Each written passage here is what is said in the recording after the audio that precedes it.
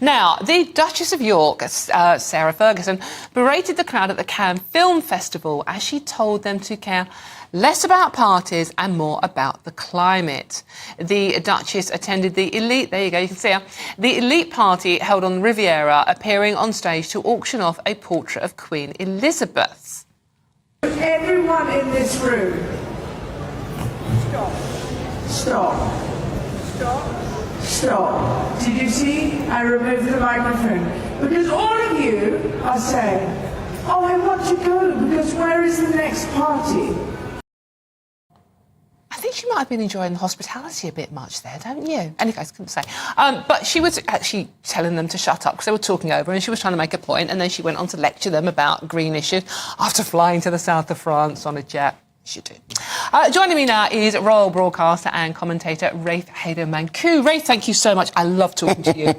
You make it sound so much fun. Now, what's she on about? I know. Look, when you first see that clip on its own, you do think, is it Sarah Ferguson or Karen Ferguson we're dealing with here? But actually, I think we're being a bit harsh on her. This is an annual gala put together by AMFAR, which was set up by Elizabeth Taylor to be as an AIDS charity.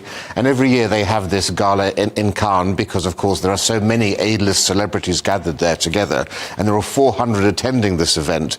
Now, this comes at the end of a long week of watching films and so forth, and they clearly were in the party mood, and there was an important auction taking place, and she was really trying to get them to pay attention to it all. She should have understood that perhaps A-list celebrities aren't that interested in what the Sarah Duchess of York has to say, particularly possibly. Don't want to be lectured yet again about green issues, which she was doing in part. However, it does seem that this was a particularly boisterous event, because even Demi Moore then went up on stage and tried to do the same thing that Sarah Ferguson tried to do, saying to them, look, I'm about to introduce Cher, a Grammy award-winning, Oscar-winning, Emmy-winning performer, and she said, you at the back, have you won an Emmy? I don't blink and think so. Exactly. So given that, I suspect that this perhaps was a rather more rambunctious crowd than one would expect normally. Yeah, it did seem a bit frisky, and as I said, I mean, Sarah, I think she'd been enjoying herself as well there.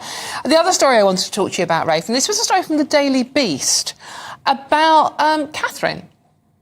And about the fact that she is spending more time with her, how did they put it, her birth family? Her birth family, her nearest and dearest. Yes. So this is a story in the Daily Beast quoting unnamed sources, and it also says that these sources claim that it may be actually that we don't see the Princess of Wales for the rest of the year.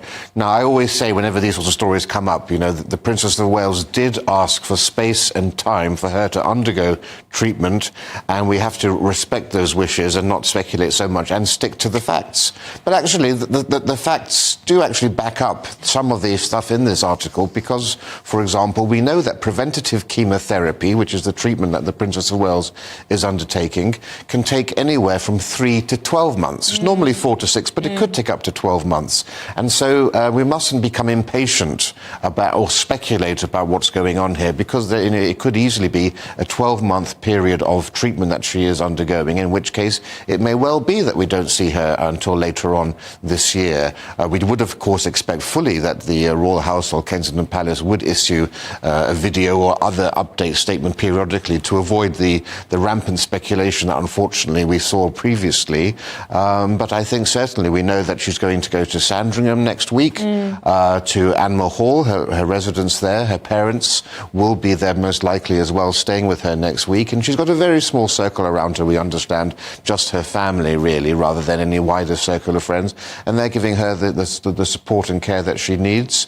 And I think we should be respectful of that and not get too caught up in speculating on all of these things. Maybe a clickbait article there. But I must confess, I did read it, and it concerned me. It was just the phraseology of it. But we wish, obviously, her well, and obviously King Charles well as well, also battling cancer. Rafe Heydel-Mankoo, thank you so much for coming short and sweet. Next time we'll make it longer, I think.